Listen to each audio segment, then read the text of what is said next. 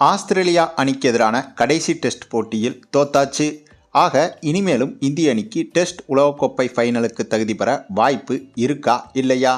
இந்திய ரசிகர்களுக்கு ஐசிசி விதிமுறை வைத்திருக்கும் மகிழ்ச்சி செய்தி. அதாவது இந்தியா மற்றும் ஆஸ்திரேலியா அணிகளுக்கு இடையே தற்போது நடைபெற்று வந்த பார்டர் கவாஸ்கர் டிராபி தொடர் இன்றைய தினம் முடிவுக்கு வந்துள்ளது. 5 போட்டிகள் கொண்ட இந்த டெஸ்ட் தொடரில் ஆஸ்திரேலிய அணி 3 போட்டிகளிலும் இந்திய அணி 1 போட்டியிலும் வெற்றி பெற்றிருந்தது.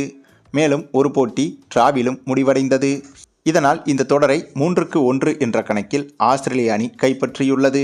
அதே சமயம் இந்திய அணியின் இந்த தோல்வி மூலமாக டெஸ்ட் உலகக்கோப்பை ஃபைனலுக்குள் செல்லும் வாய்ப்பு இந்திய அணிக்கு கனவாகவே மாறிவிட்டது என்று பலரும் கூறி வருகின்றனர்.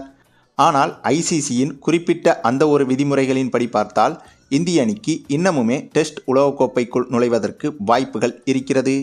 ஆமாங்க, அது எப்படின்னு கேட்டிங்கன்னா, ஐசிசி விதிமுறைகளில் குறிப்பாக இந்த டெஸ்ட் உலகக்கோப்பை சாம்பியன்ஷிப் தொடரில் முக்கியமான ஒரு விதிமுறை இருக்கிறது. அந்த விதிமுறைக்கு பெயர் டிசிப்ளைன் கோட் என்று கூறுவார்கள்.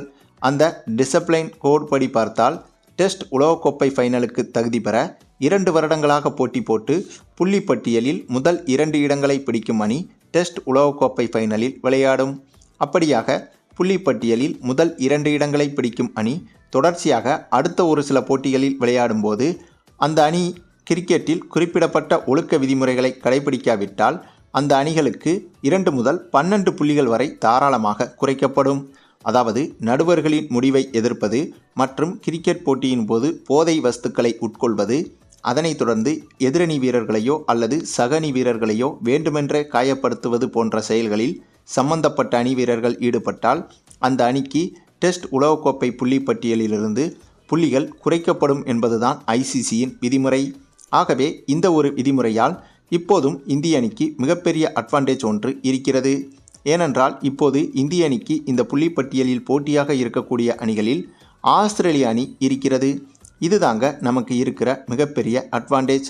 ஏனென்றால் கிரிக்கெட் வரலாற்றில் ஆஸ்திரேலியா, பங்களாதேஷ் போன்ற இந்த 2 அணிகள்தான் சர்ச்சைகளுக்கு பேர் போன அணி.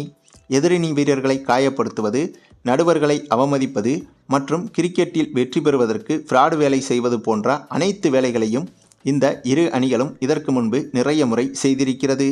அதன் அடிப்படையில் பார்த்தால் ஆஸ்திரேலிய அணிக்கு அடுத்ததாக இலங்கை அணியுடன் 2 டெஸ்ட் போட்டிகள் இருக்கிறது.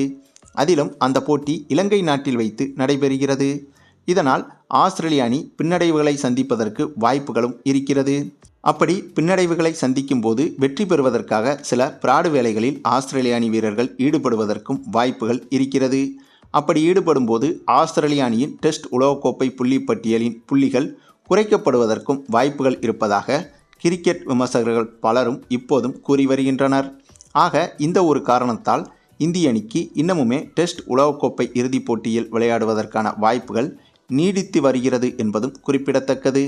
ஒருவேளை ஆஸ்திரேலிய அணிக்கு அடுத்ததாக எந்த டெஸ்ட் போட்டிகளும் இல்லை என்றால் கண்டிப்பாக இந்திய அணிக்கு இனிமேல் வாய்ப்பே கிடையாது என்பதை உறுதியாக சொல்லிவிடலாம்.